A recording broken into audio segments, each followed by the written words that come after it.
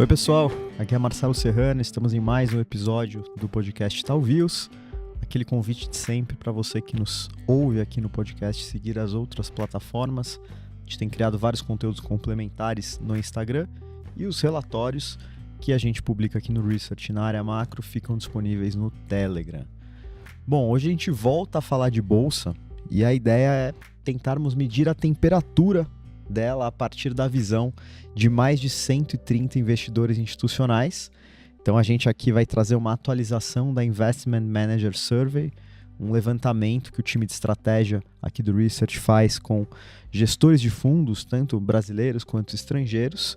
E nesse episódio a gente vai tentar trazer os principais destaques dessa pesquisa, como que os dados dela ajudam a gente a traduzir um pouco o sentimento do investidor com bolsa brasileira, e quem traz todos esses insights aqui é o Daniel Gever, que é estrategista-chefe no Research do Itaú BBA, e ele, além de trazer os destaques da pesquisa, vai também compartilhar um pouco da visão dele para a bolsa e um pouco de alocação. Acho que vai ser um papo bem interessante. Gever, tudo bem? Bem-vindo. Tudo bom, Serrano. Obrigado aí pelo convite.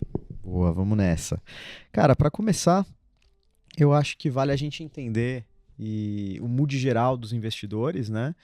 E já tentando fazer um corte, se há que existe uma visão tão distinta entre brasileiros e estrangeiros. Bom, legal. Então, esse survey aqui, eu acho que ele virou a referência da indústria, né? Então, mais de 100 gestores dá praticamente 80 bilhões de dólares sobre administração, os respondentes, então é bem significativo do tamanho da indústria. E a gente divide em 3 grandes geografias: estrangeiros, São Paulo e Rio de Janeiro. No consolidado, a gente notou uma leve melhora no humor. Como é que a gente mede isso? 0, eu estou muito pessimista. 10, eu estou muito otimista. A nota do anterior era 6,9, a nota do atual foi um pouquinho acima de 7. É a segunda melhor medida desde que a gente começou a fazer o survey. O survey está na 7ª edição, já começou no início do ano passado. E da onde vem esse otimismo? Basicamente, uma coisa que eu achei interessante são os respondentes estrangeiros, 80% são positivos com o Brasil, e São Paulo também, 70% estão positivos com o Brasil. Rio de Janeiro é uma geografia que está um pouco mais conservadora nesse sentido. Perfeito. Você comentou o otimismo do investidor estrangeiro. Eu queria começar falando aqui de macro, pela parte global, entendendo o que justificaria isso, né? Que pontos aí do cenário econômico global jogam a favor do Brasil nesse momento? Acho que aqui no survey a gente consegue ver um pouco a questão de chance do Federal Reserve americano, o Banco Central americano, de cortar juros. Então, a maior parte dos investidores espera que os juros termine ali 4 baixo ou abaixo de 4%. Hoje ele está em 4,25, 4,5, aquele intervalo. Então, você tem uma queda de juros nos Estados Unidos. Implicação, geralmente a gente vem falando é que quando cai o juro nos Estados Unidos, o custo de oportunidade lá fica menos atrativo e as pessoas procuram ativos de maior risco. E uma das coisas que a gente viu nesse quesito foi: a gente pergunta para os investidores: você espera que tenha entrada de recursos na Bolsa Brasileira, sim ou não? E explique o motivo. A maior parte dos investidores, cerca de 80%, espera que tenha entrada, porque vai ter realocação para mercados emergentes. Então esse é um ponto, isso é um ponto mais top-down global. E a segunda maior votação, e que os estrangeiros votaram de maneira mais relevante, que para mim é um ponto positivo, foi a parte de sim, terá entrada, e terá entrada com o Brasil aumentando a exposição na alocação de mercados emergentes. Hoje, só botando num contexto, o Brasil é cerca de 4% da exposição nos índices de mercados emergentes, e os estrangeiros têm um pouquinho acima ali, ao redor de 5,5%. Então, poderia aumentar essa exposição. Então, eu acho que é uma questão de taxa de juro global. E a gente também faz essa pergunta: quais são os principais drivers, né, os catalisadores a se monitorar nos próximos 6 meses? Do lado global, taxa de juros americana. Então, o pessoal está olhando de fato isso. Do lado doméstico, um pouco de cenário político ganhou relevância nesse quesito. Mas acho que o lado global aqui é queda de taxa de juros lá fora, ajudando aqui a realocação de ativos. Legal. E antes de falar mais de Brasil, pegando carona nessa tese de apetite maior por risco, dado a queda de juros nos Estados Unidos, como que fica o Brasil frente aos peers emergentes? Assim, o nível de atratividade da nossa bolsa se comparado principalmente à América Latina e se a Argentina tem surgido nas conversas, dada a aparente empolgação do mercado sobre esse tema, inclusive dando spoiler, em breve teremos um episódio sobre a Argentina também. Esse vai ficar interessante. Acabei de fazer um roadshow com o nosso estrategista de Argentina. As reuniões lotadas, os group meetings lotados. Na votação, a gente adicionou uma pergunta nova nessa pesquisa que é: excluindo o Brasil, quais outros países da América Latina você tem uma visão mais positiva? E os 2 países que foram mais votados foi a Argentina e foi o Chile. Eu acho que a Argentina aqui virou um call, de certa forma, político, da continuidade de um governo que vai fazer reformas estruturais, e a gente vai ter 2 eleições agora para monitorar, uma em setembro para a província de Buenos Aires e a outra em outubro do Congresso lá, de renovação de parte do Congresso. Mas investidor, principalmente o brasileiro, muito interessado, mas me parece... A gente chama de tecnicamente leve o mercado, porque não está investido ainda. O mercado até não está indo bem lá por causa desse medo desse caminho de ciclo macroeconômico. O Chile, o Chile é um dos maiores overrates, alocações acima da média nossa, é também um call de mudança de cenário macro potencial, que tecnicamente os investidores não estavam alocados. E uma coisa que a gente acha interessante é: a indústria doméstica de fundos chilena está comprando ações no Chile. Aqui no Brasil a gente ainda está no caminho contrário, está vendo resgate na indústria de fundos. Então, os 2 países basicamente que mais interesse chamam de América Latina são Argentina e Chile. Obviamente o Brasil, né, por ser o mais líquido, por ter quase 60% do índice oficial, é o que eu centralizo as minhas discussões. E aqui... eu acho que essa questão, né, quando você linka ali da questão de atratividade, eu estou começando a notar as conversas saindo um pouco de tarifas, do imbróglio geopolítico, que foi a tônica dos últimos 2 meses, indo um pouco para a política monetária doméstica. E aqui eu acho que tem uma coisa importante. A gente tem uma alocação acima da média em Brasil hoje, assim como no Chile, né, que a gente gosta, por queda na taxa de juros. E a gente fez vários estudos, até mencionei, mas acho que vale para lembrar um estudo muito forte que a gente fez. Quando eu paro de subir juros no Brasil, em média a bolsa sobe 8% num semestre. É ok, mas não é tão bom. Quando eu corto juros no Brasil, eu corto a Selic, historicamente, desde o início dos anos 2000, em todos os movimentos a bolsa foi positiva. Então, assim, se a história é um guia para o passado, potencialmente pode ser um bom momento. E, em média, a bolsa sobe próxima de 20% num semestre. Então, analisa 30 alto, quase 40%.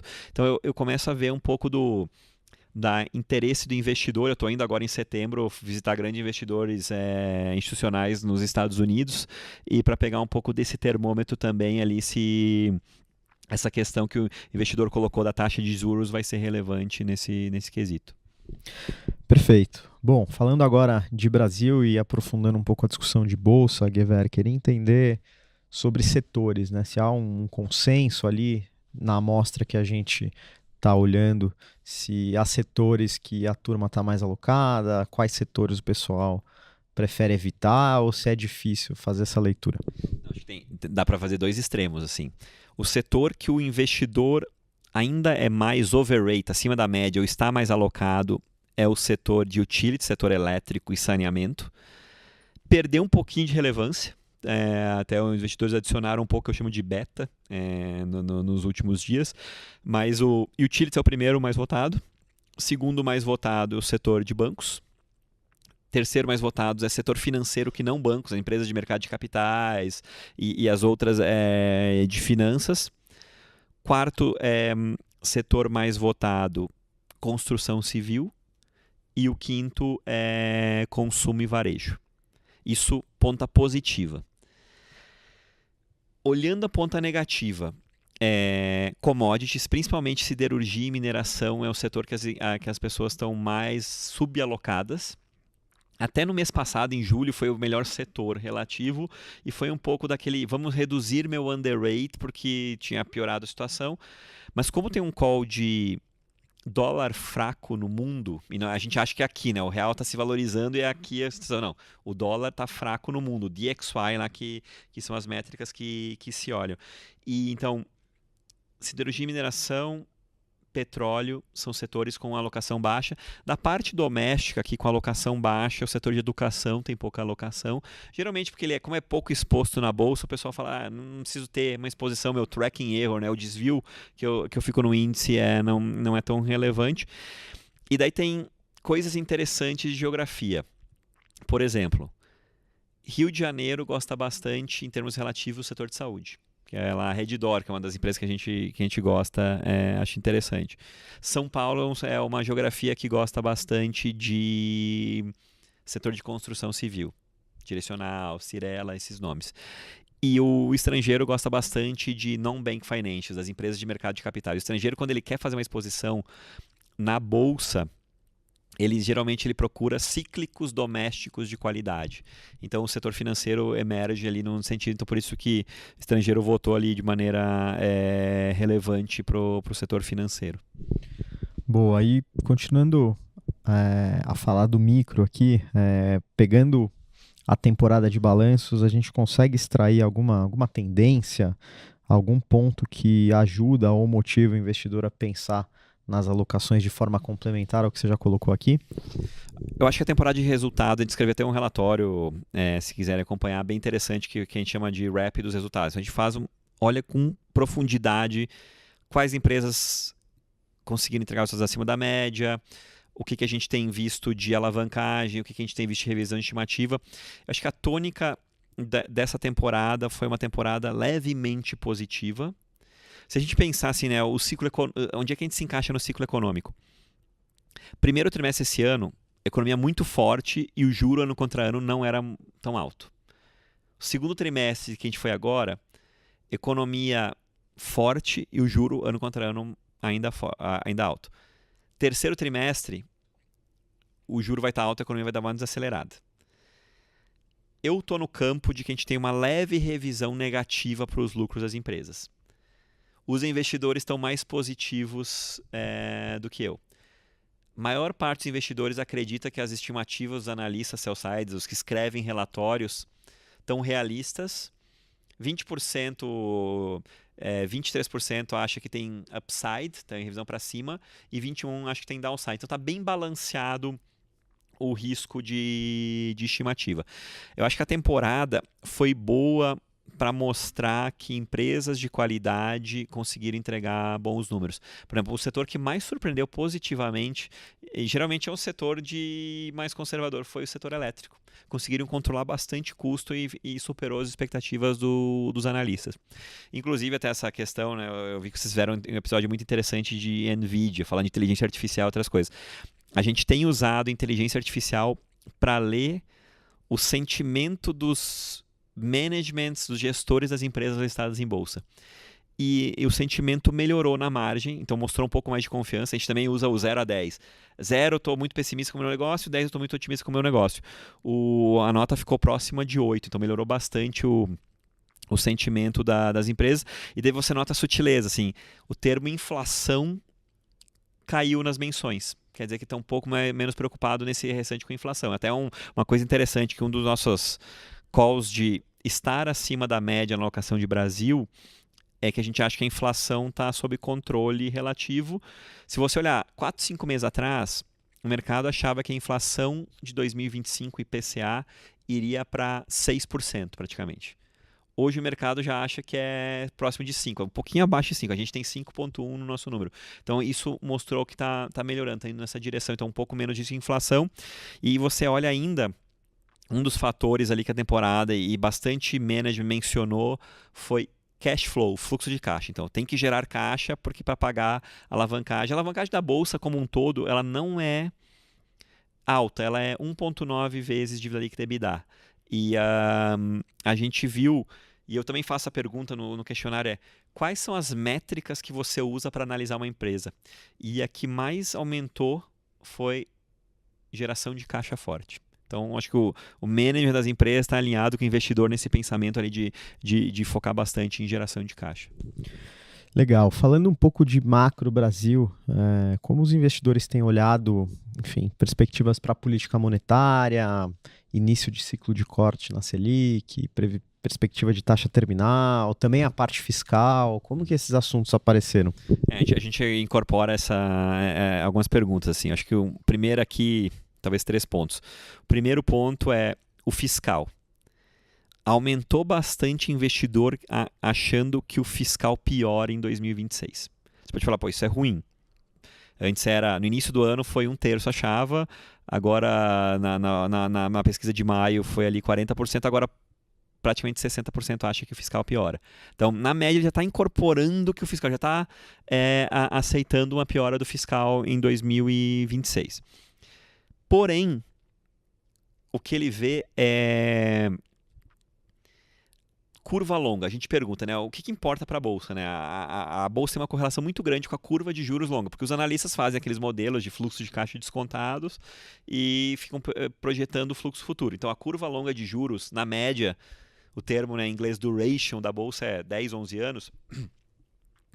Quanto você espera que tenha queda de juros na curva longa?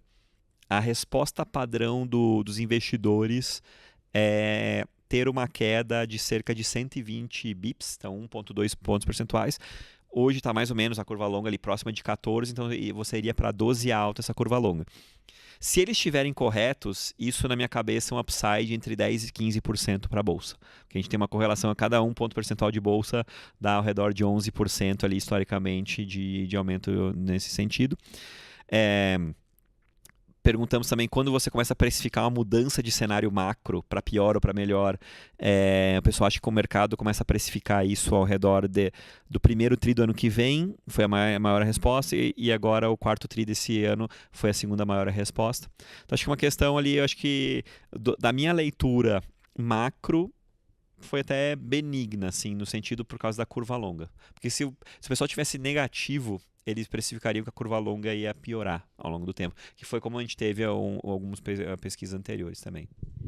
Perfeito. Um ponto que eu confesso que eu não lembro se tem na pesquisa, mas que acho que é interessante a gente abordar, é sobre target de Bovespa, né? É comum as casas no sell side terem seus targets, mas não sei se é algo que aparece nas discussões com os investidores, e se aparece, há um range ali, uma região onde eles acreditam que o Bovespa vai alcançar, e também falando um pouco de fluxo, se eles preveem algum movimento de fluxo para a Bolsa Brasileira ainda até o fim do ano. Então, se eu fizer, a gente faz uma pergunta. Quando você acha que o Bovespa termina no final do ano? A gente faz por intervalo, entre 130 e 140, 140 e 150. Se eu ponderar as respostas, o target do investidor foi de 142.500. Eu confesso que eu estou maior que esse. A Bolsa está próxima ali, 140 mil pontos, como a gente está falando hoje. A gente tem um target de 155 mil pontos para o final desse ano. Ele é baseado não em re-rating, não de uma reavaliação de ativos muito relevante. A Bolsa Brasileira hoje está ao redor de 8,3 vezes preço sobre lucro. A gente acha que, dada a curva longa de juros, dada as variáveis macro, a Bolsa deveria valer próxima de 9 vezes lucro. Lembre-se que a média histórica da Bolsa é 11 vezes lucro. Se eu coloco 11 vezes lucro num cenário de lucro um pouco melhor, a Bolsa passa de 200 mil pontos. Então, até a gente tem uma coisa que a gente fala, que a assimetria hoje, dado que a gente passou muito tempo com a Bolsa mal ao longo do tempo, o downside é o risco de perda e o upside, a gente tem 2-1 de upside e downside. Mas a maior parte dos gestores respondeu ali entre 140 e 150 mil pontos, mas eu notei que os hedge funds, aqueles caras que operam mais de curto prazo, 25% ali respondeu acima de entre 150 e 160 mil pontos. Então, ponderado 142.500, a gente tem 155, a gente está um pouquinho acima do que o buy side respondeu hoje.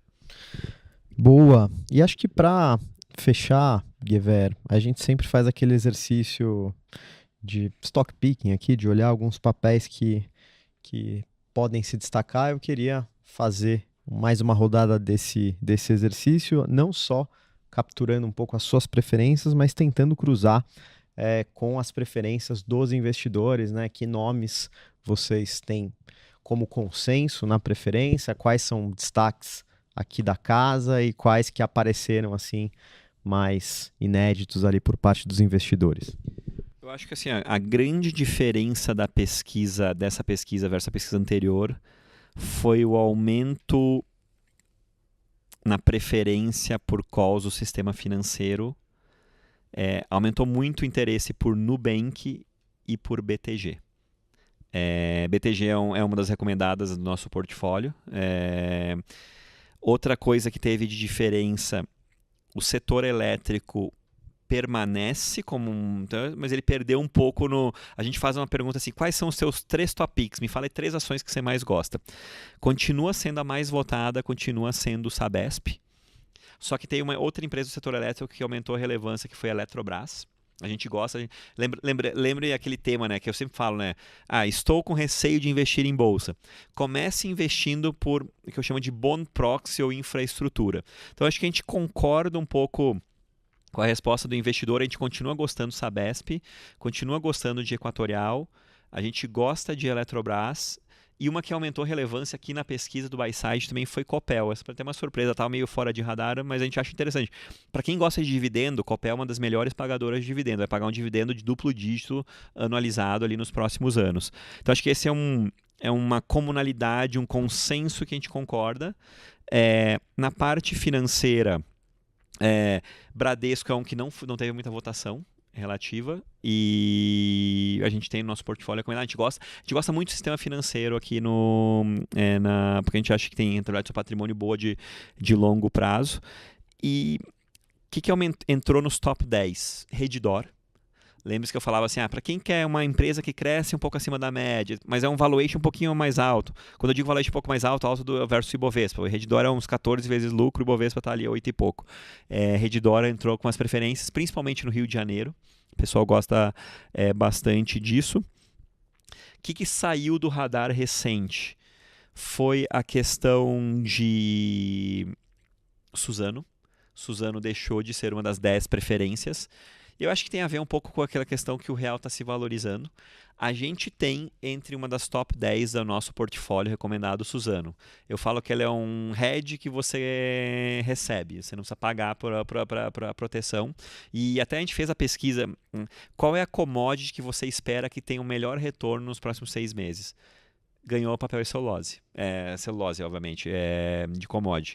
E em detrimento da parte de soft commodity, soja, milho, que perderam relevância nesse quesito. Então essa foi, acho que, uma diferença que a gente tem uma visão em Suzano. E Localiza também saiu fora das top 10. E daí quando você olha assim, do lado estrangeiro, né, que o estrangeiro olha bastante, estrangeiro gosta muito de Nubank. Eu não tenho no nosso portfólio recomendado. O Leduc, nosso analista lá, o time de setor financeiro, ele aumentou a recomendação de Nubank recentemente.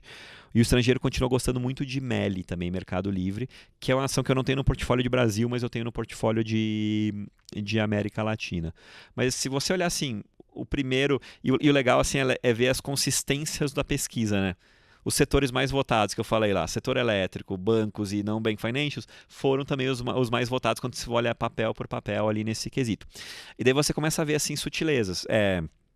São Paulo, como eu mencionei, gosta muito de construção. A gente tem uma alocação acima da média em construtores. A gente tem a construtora de baixa renda e a de alta renda. Então, a gente tem baixa renda direcional e a Cyrela, que é vista como alta renda, mas a Cyrela também tem uma parte de baixa renda, também gostamos. Foi mencionada aqui na pesquisa, não entrou nas top 10, entrou nas top 20 mais votadas. Outro papel que a gente foi uma adição recente no nosso portfólio ali em julho, foi Smart Fit, né, a rede de academias, que é uma empresa que tem um crescimento muito alto, acima da média do mercado brasileiro, está expandindo além do Brasil, e a gente acha que pelo nível de crescimento o valuation tá interessante. Então, em geral, a direção da pesquisa casa um pouco com o que a gente tem, só com alguma sutileza, alguns calls que a gente tem fora do consenso e outros que a pesquisa mencionou também. Bacana, acho que a gente conseguiu trazer um bom mapa aí, uma boa foto da Bolsa hoje, com base nessa amostra aí de investidores. Antes de concluir, eu queria novamente agradecer a participação do Daniel Guevara aqui com a gente. Valeu, Obrigado.